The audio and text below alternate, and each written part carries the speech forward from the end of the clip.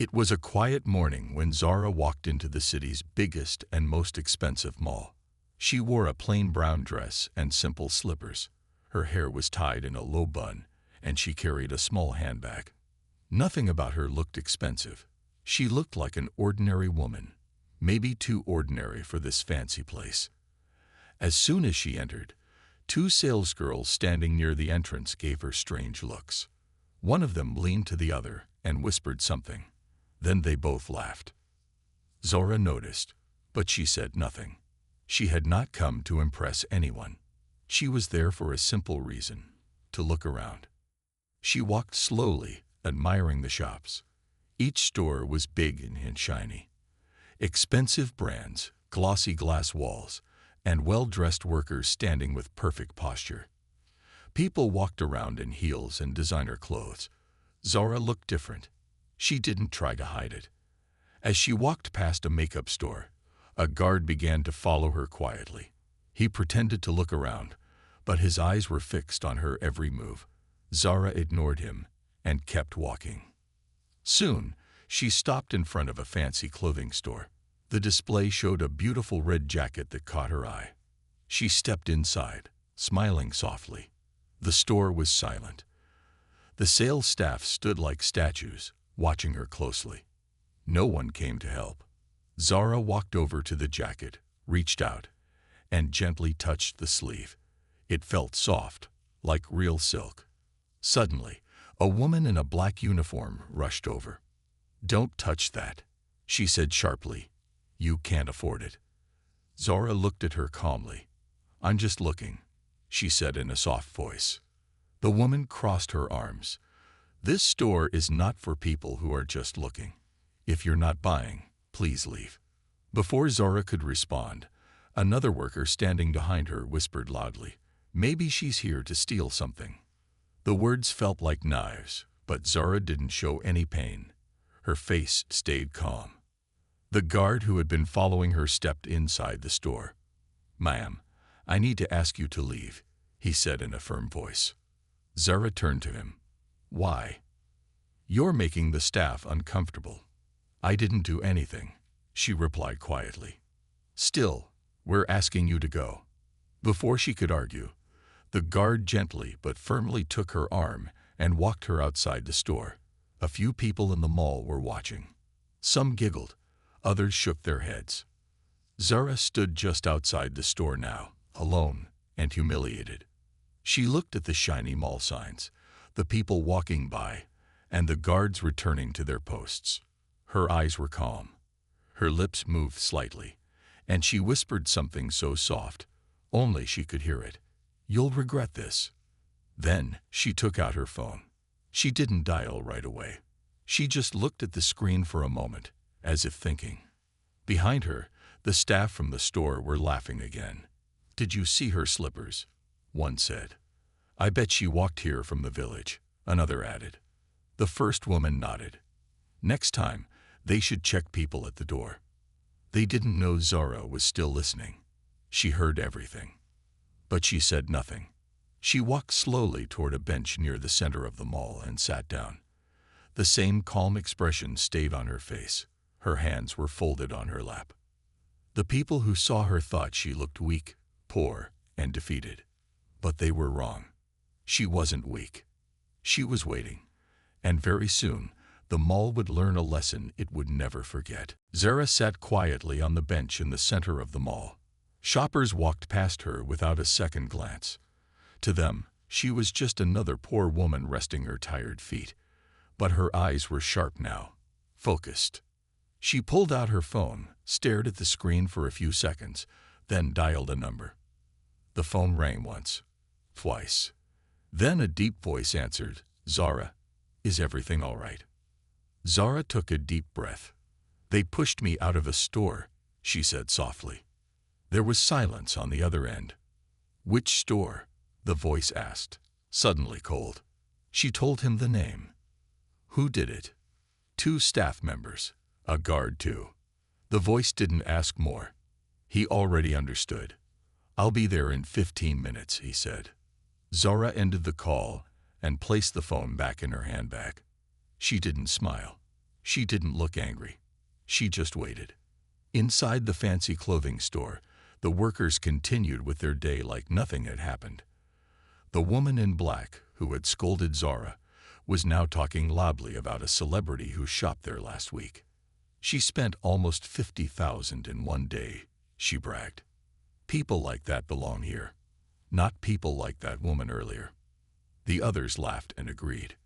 No one noticed the man who walked into the mall's main entrance.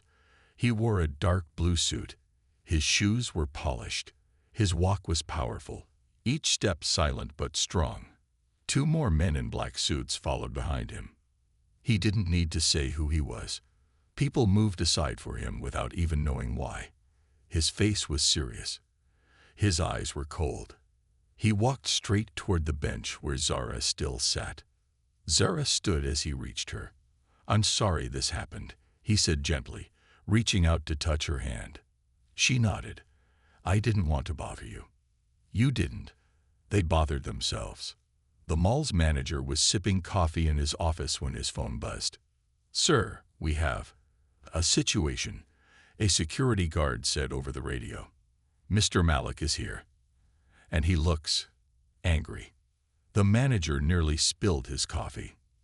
Mr. Malik, the owner of the mall, the man behind the biggest real estate company in the region, the husband of the woman they had thrown out. The manager ran out of his office, heart racing. Back in the store, the staff didn't even notice when Mr. Malik entered. They were too busy laughing about Zora's poor slippers. Then one of them turned and froze. The room went silent. "Deview, what's going on?" the black-dressed woman asked, confused. Mr. Malik stepped forward. "Which one of you touched my wife?" he asked, voice low but dangerous. No one spoke. The guard who had pushed Zara out stood nearby, turning pale.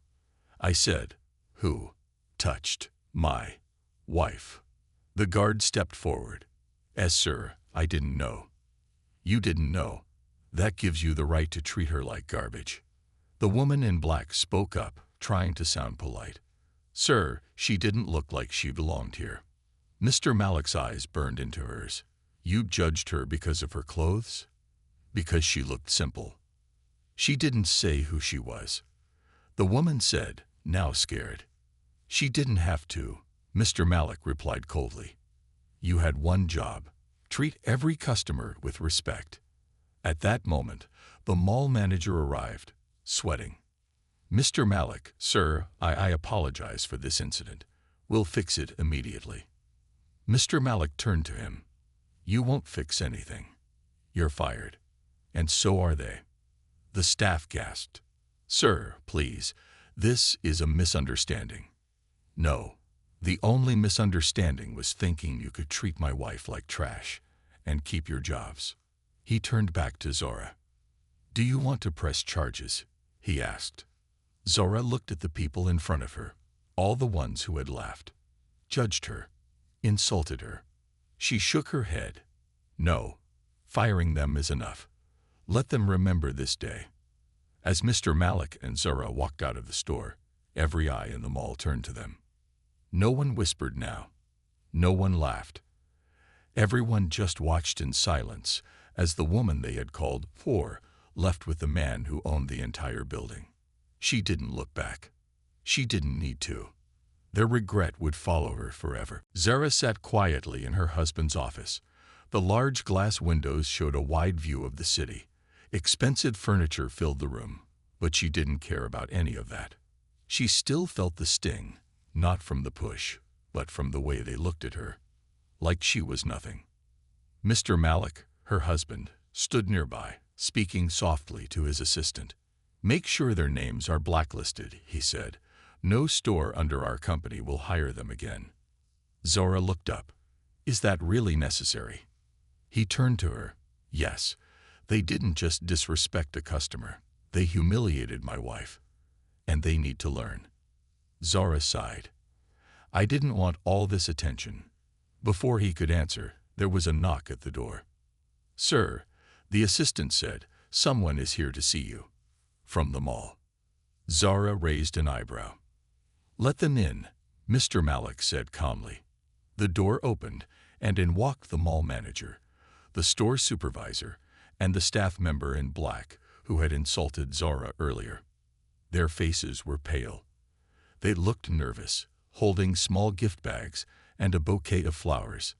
The woman who had told Zara, "Don't touch that," was now trembling. "Mrs. Malik," she began, voice shaky, I didn't know. I thought." Zara said nothing. "I want to say I'm sorry," the woman continued. "It was wrong. I judged you by your clothes. And I'm ashamed." Zara looked at her, calm and quiet. "Would you still say sorry if I wasn't the owner's wife?" The woman opened her mouth, but no words came. The store supervisor quickly stepped in. "We're offering a free shopping credit, madam, as a gift, from our brand, to show we care." Zara stood slowly. "So now I matter, because of my husband." No, it's not like that," the manager said quickly. Mr. Malik interrupted. "She was humiliated in your mall, laughed at, touched without permission. Do you think flowers can fix that?" The woman's hands trembled. She placed the flowers gently on the table. I made a mistake." Zara looked her in the eyes. "You made a choice." Later that evening, Zara walked through the same mall again, but this time, not alone. She was with her husband, and several mall executives were following behind. Everyone turned to look, and this time, they recognized her. People whispered again, but not with laughter. With shock, shame, respect. A mother pulled her child closer and whispered, "That's her, the owner's wife, the one they mistreated." Zara paused outside the same store. The sign on the door now said, "Kilos TF4 is TAF training." She shook her head slightly and moved on. In another store, a young girl with messy hair and worn shoes stood near the counter. She was holding a small toy in her hands, eyes wide with wonder. Zara walked over quietly. "Do you like that?" she asked gently. The girl looked up. "Yes, but I can't buy it.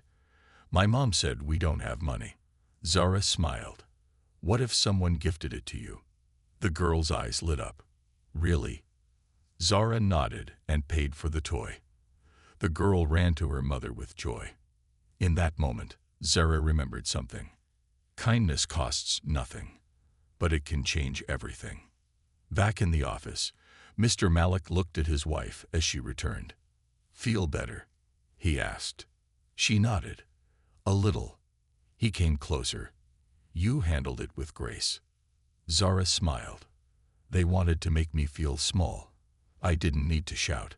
I just needed to stand." He hugged her gently. "The world sees now, and they won't forget." But unknown to Zara, someone had recorded the earlier incident on their phone. The video of her being pushed out, then returning with her powerful husband, was now going viral. Millions were watching, commenting, sharing. She didn't scream. She didn't cry. She just came back stronger. She showed what true class looks like. Zara had become a silent symbol for dignity. And the world was paying attention. Zara woke up to the sound of her phone buzzing again and again. She picked it up, her eyes still half closed. Hundreds of missed notifications lit up her screen. Messages, emails, calls, and social media alerts. "What's going on?" she whispered. She opened her phone and froze. Her face was everywhere. Videos, photos, headlines. Wife of mall owner pushed out for looking too poor. Her comeback was silent but powerful. She said nothing, but the whole world heard her. Luxury store mocks woman. Didn't know who she was. Regrets everything. Tears welled in her eyes, not because she was sad, but because millions of strangers were standing with her, supporting her. She opened a message from an unknown sender. It simply said, "Thank you for standing tall. You gave women like me a voice." Another read, "I've been treated the same way. Watching you gave me strength." Zara felt something shift in her heart. This was bigger than her now. Meanwhile, at the mall, Reporters crowded near the gates. Camera crews set up outside. Customers whispered while shopping. Everyone was talking about her. Inside the same store where she was insulted, the staff were being replaced. Managers were scrambling to train new workers. A huge sign now read, "We respect all customers. Everyone is welcome here." But people weren't impressed. A young woman in the crowd said to her friend, "Too late now. They only care because she was someone important." Her friend replied, "She didn't act rich. She acted kind. And they didn't see that." Back at home, Zara sat with her husband, Mr. Malik. He handed her a tablet. "What's this?" she asked. "An invitation," he said. "Several TV channels want to interview you. They want to hear your story." Zara hesitated. "I didn't ask for this attention." "But your silence spoke louder than any words," he said gently. "People need to see what dignity looks like." She looked down, thinking, "If I do this, I want to speak for everyone who's been treated like they're less, not just for me." He smiled proudly. "Then you'll be doing the right thing." Later that week, Zara sat in a studio. Bright lights, cameras. A woman reporter sat across from her. "You didn't fight back," the reporter said. "You didn't raise your voice. But the world is calling you brave. Why do you think that is?" Zara looked into the camera, calm and clear. "Because sometimes silence is louder than shouting," she said. "I didn't need to prove who I was. They proved who they were." The clip was shared across every platform. People around the world started sharing their own stories under the hashtag like Zara. Stories of being judged for wearing old clothes. Stories of being watched in stores. Stories of being laughed at just for not looking rich. The next day, Zara was invited to a school. Young girls crowded around her, asking questions. "Miss Zara, were you scared?" "No," she said kindly. "But I was hurt." "How did you stay so calm?" another girl asked. Zara smiled. "Because I knew my worth. And when you know your worth, no one can take it from you." The students clapped. Some had tears in their eyes. A teacher whispered, "You've inspired more than you know." But not everyone was happy. Some mall business owners were angry about the negative attention. "She's ruining our image," one said. "She should have just accepted the apology." Another added, "Now we have to change everything. Training, policies, staff." Mr. Malik, standing at a board meeting, responded firmly, "She didn't ruin anything. Your actions did. And now, we'll rebuild better." That night, Zara sat by the window with a cup of tea. She looked out at the city lights, feeling something she hadn't felt in days. Peace. She didn't set out to become a voice or a symbol. She only wanted fairness. But sometimes life chooses people, not the other way around. And now, the world was watching her, not because she was wealthy, but because she stayed kind, even when no one else was. Zara sat quietly on her living room sofa, holding a cup of tea in both hands. The city outside her window buzzed with life, but inside her home, everything was still. Calm. She had been invited to 5 talk shows. 2 newspapers wanted to do a cover story, and even a fashion brand offered her a partnership, but she hadn't replied to any of them. Because deep inside, she was still healing. People saw her as strong, powerful, graceful. But Zara had not always been this woman. Years ago, she was just a small-town girl. No money, no fancy clothes, just dreams. She used to sell handmade scarves on the street to support her mother. Every day after school, she would carry a basket of fabric, walk through markets, and smile at strangers who never smiled back. Some people ignored her. Some laughed. One day, it rained hard, and no one bought anything. She came home soaked and cold. Her mother gave her dry clothes and said, "Keep going, Beta. Your kindness will be your crown one day." Zara never forgot those words. Years later, she met Malik, back when he was also struggling. He wasn't rich yet, Just a man with a small store and big ideas. Zara believed in him. She helped him with marketing, spoke to customers with warmth, and even stayed late to clean the shop. They built everything together, side by side.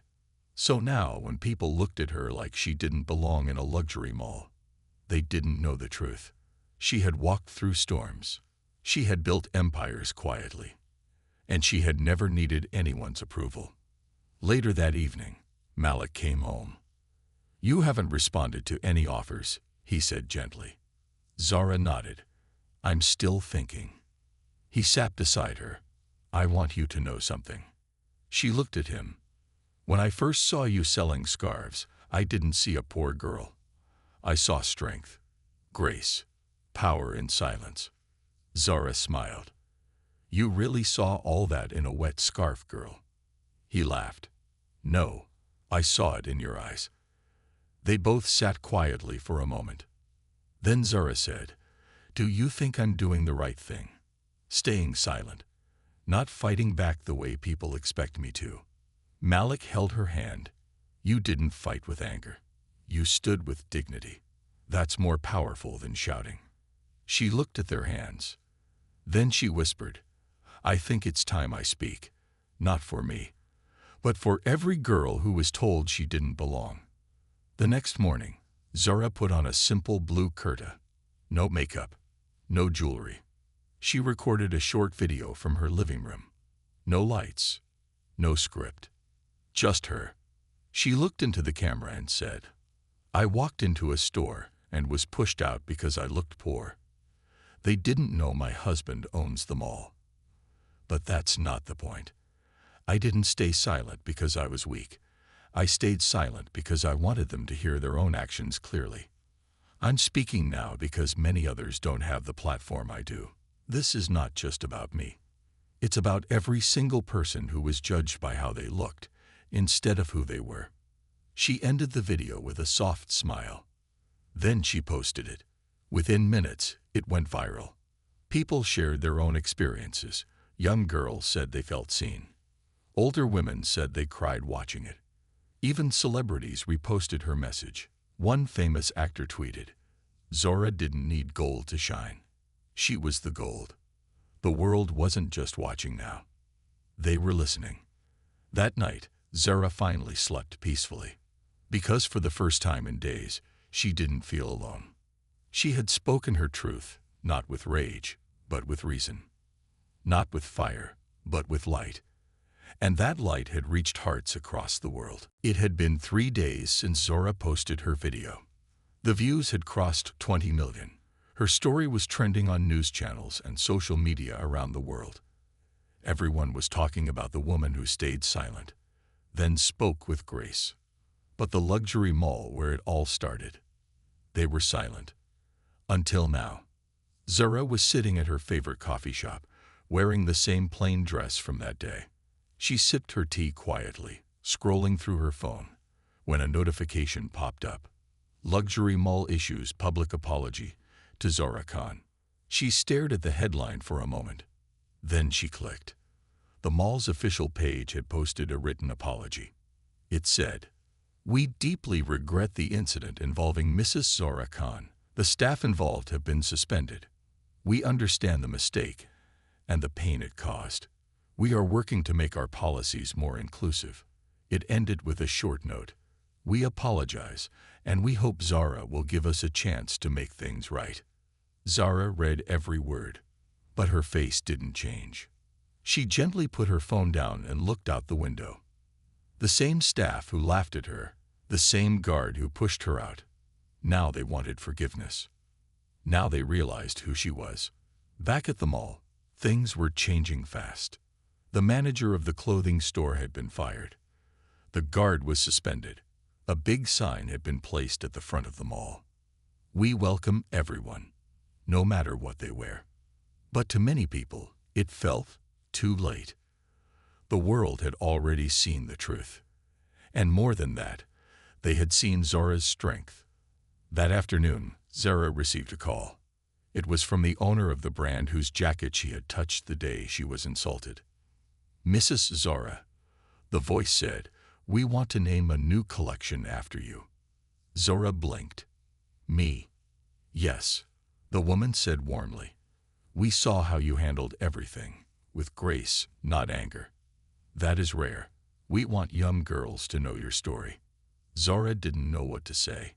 Her silence had become a voice for millions. Later that evening, as she walked through a local street market, many women stopped her. Some hugged her. Some cried. One old lady said, "You spoke for all of us, Veda, for all the times we were told we don't belong." Zara felt her eyes fill with tears. She had once sold scarves on streets like these. Now she was a symbol of silent strength. At home, Malik was waiting with 2 cups of tea. He smiled and asked, "So, did you read their apology?" Zara nodded. "I did." "And?" She looked at him for a moment, then said softly, "They said sorry, but only after the world saw who I am." Malik placed a hand on hers. "The world always knew who you are. It just needed a reminder."